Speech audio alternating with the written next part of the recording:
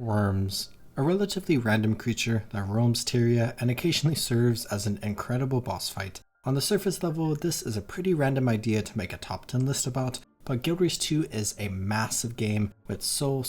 many different little things and details that come together to make one massive cohesive product. Without the Wurms you fight throughout the game, Guild Wars 2 wouldn't be what it is today. It would be just a tiny bit smaller, have less flavor, and be less interesting. So today, let's celebrate this seemingly meaningless but realistically incredibly important topic and explore my top 10 favorite Wurms in all of Guild Wars 2.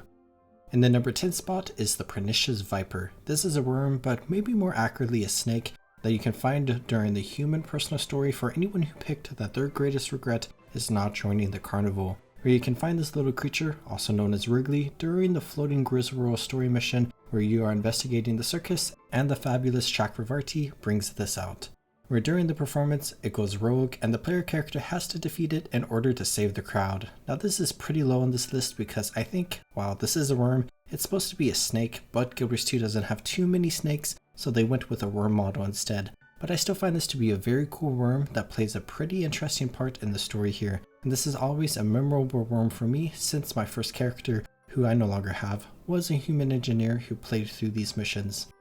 In the number 9 spot are the Junundu. These are a common variety of worms found throughout the Desolation that are basically a complete subgroup of worms in and of themselves, where they are very unique, red-looking worms who possess the unique ability to traverse the sulphurous wastes of the Desolation without being harmed. Going all the way back to the original Guild Wars, we see these worms be an incredibly important part of the game as they allow you to travel across the Desolation by swallowing you whole, and you can command them to move around, where this is a fun and unique method of transportation that I think adds a lot of flavor to that game. But moving back towards Guild Wars 2, we don't necessarily see them used for that too often, as the new preferred method of transportation across the sulphurous wastes are the skimmers. But that doesn't mean we don't see a ton of Junundu in the Desolation, as well as a few other maps and story instances as well, where they are a common component of Palawajoko's armies and are in fact one of the most common pieces of his military, and then the Free Awakened military following the defeat of Palawajoko, where they are cool to see in combat and occasionally serve as a cool set piece in the story.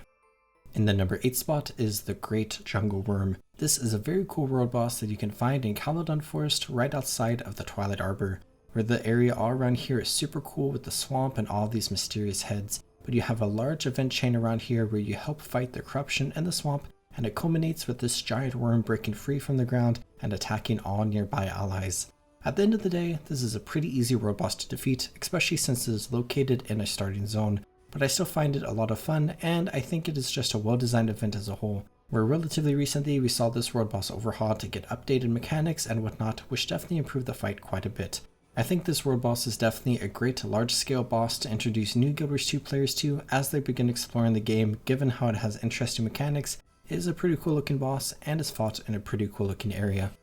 In the number 7 spot are Draithor's Wurms. These are very interesting creatures that can be found in Draithor's domain in Kessex Hills, which, to look at the model first, they are very similar in style to the Necromancer's flesh worms, shout out to them, but these ones are more ghostly or illusion-y, where you can find these alongside some of Draithor's fiends, which are again a different version of the Necromancer's bone fiend ability, and it's just always interesting to see these creatures when you come into this area because it feels really random. Which brings us to Draithor himself, where during the occasional events that appear here, you will encounter the champion Draithor the Drill, where this is a Wrathy Centaur who is indeed a Necromancer, but may have some mesmer abilities as well, where that makes sense because the entire personality surrounding this character is how he wants more and more magical powers, where he will capture nearby humans and other individuals and brutally experiment on them to drain them of their life force to give himself more power. Where you may be wondering why he is called the Drill, because while he has named a couple of his Jagged Horror minions as Rupert and Puka,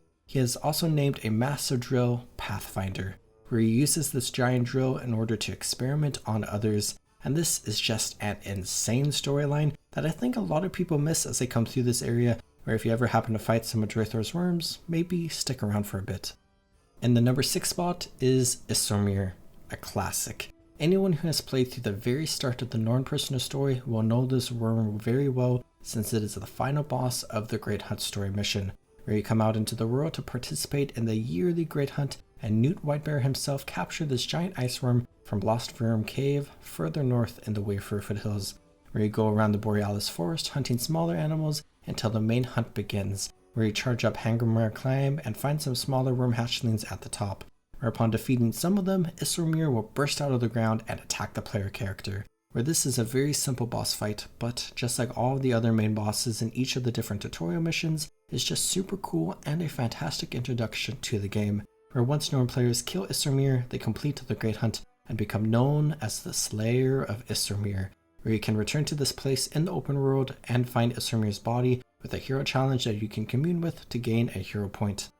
In the number 5 spot are Lava Wurms. These are cool worms that you can find throughout the Ring of Fire island chain in the maps of Ember Bay and Draconis Mons, and I would hope any future Ring of Fire maps we get in the future. Where straight off the bat, I love the fact that there are worms we can find in the Ring of Fire that are lava themed and can mostly be found here, though they do show up for a moment in Siren's Landing. It feels great to come to a faraway, dangerous locale and find incredibly unique and dangerous enemies to fight there, where they're just super cool looking, where they look like classic worms but are red and orange instead and look like lava, where their mouths kind of remind me of the Eye of Sauron from the Lord of the Rings. But they are relatively basic enemies you can fight, with the occasional super powerful one. In Ember Bay in the Fractured Caldera, you can find Vermingus, which is a massive lava worm fighting a massive golem known as Smushatron. Then over in Draconis Mons, you can find the Bloodstone Charged Lava Worm, which is similar looking but is Bloodstone infused. Or across the board, these are just super cool enemies, and I am very happy they're in the game. In the number 4 spot is Mawthew. This is a worm that can be found in Omnitus in the Bastion of the Natural, where he shares a model with a Mordor Breacher from Heart of Thorns, which if they are considered worms, then shout out to them, but Mawthew is not a Mordrim and is just a massive jungle worm, where he belongs to Narcisse and is tended to in the Celestial Sky Garden, where he is basically involved in the event here where the different plants are corrupted by the Cryptus, and you have to cleanse them of the corruption, where Mawthew serves as the final boss of this event, and he is the biggest plant in this area, where I just really like how he looks because of how unique his model is given the fact that it's a worm reusing the model of the Mordor Breacher, but obviously having a name like Mawthew is going to instantly send you high up on this list. In the number 3 spot is Wurm. Yes, Wurm. As in the Wurm Spirit of the Wild, where the spirits of the wild in a summarized and simplistic way are the Norn spirit guides, which are the spiritual embodiment of various animals across Tyria, where most players should be familiar with wolf, raven, snow leopard, and bear, but there are a wide variety of other ones like owl, frog, eagle, and of course, Wurm, where I have always found Wurm to be one of the more interesting spirits of the wild. Where Wild is considered to be a lesser spirit nowadays, there are hints that he was significantly more important in the past. Where while Wurm is a lesser spirit, Wurm and worms in general are still regarded as great prey, which loops back around to Issormir and how Issormir was worthy of being the main hunt of a great hunt. Where we don't interact with the Wurm Spirit of the Wild too much in Guild Wars 2, outside of the little bit we learned here and there, where Bram had to prove himself to some of the lesser spirits of the wild, including Wurm, during the Icebird Saga, and the only specific major follower of Wurm that we know about is Frode, previously known as Frode Wormsbearer, who is the warden of the Astral Ward, but gave up being a shaman following his experience with watching his friend almost transform into a bone skinner.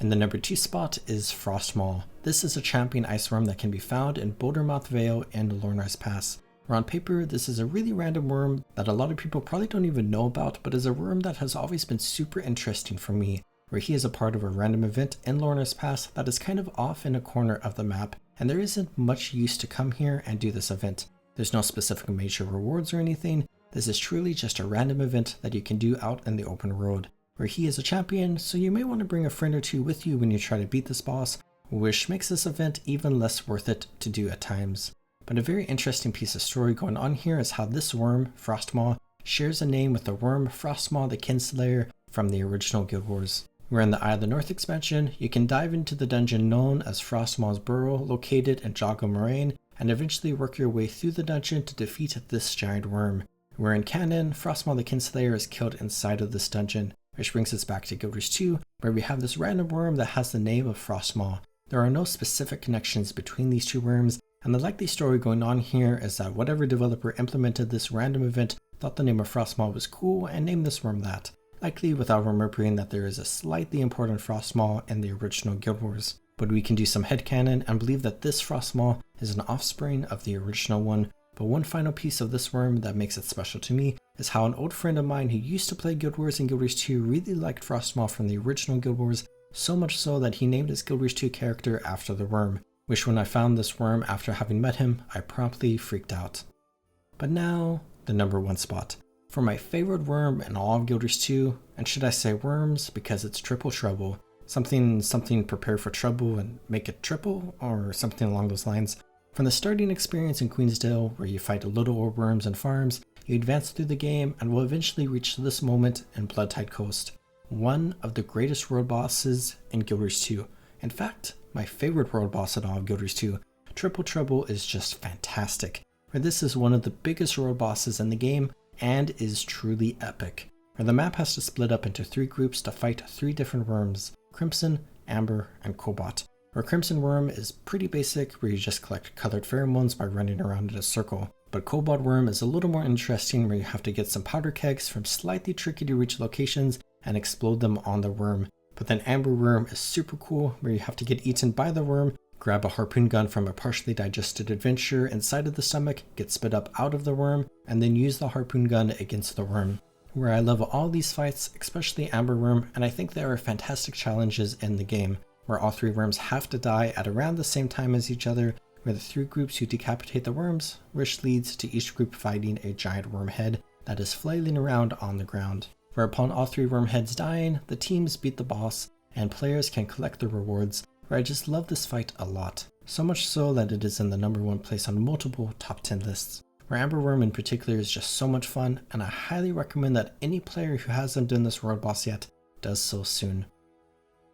And that's my list. I hope you enjoyed. There are a ton of worms all throughout Tyria, as they are a common enemy that players can find in various environments around the world, where there are a wide variety to choose from, and these are, of course, my personal favorite ones in the game. If you like this kind of video, consider watching my older top 10 world bosses video, or my more recent top 10 spiders in Guild Wars 2. I hope you all are taking good care of yourselves. Have a good one, everyone.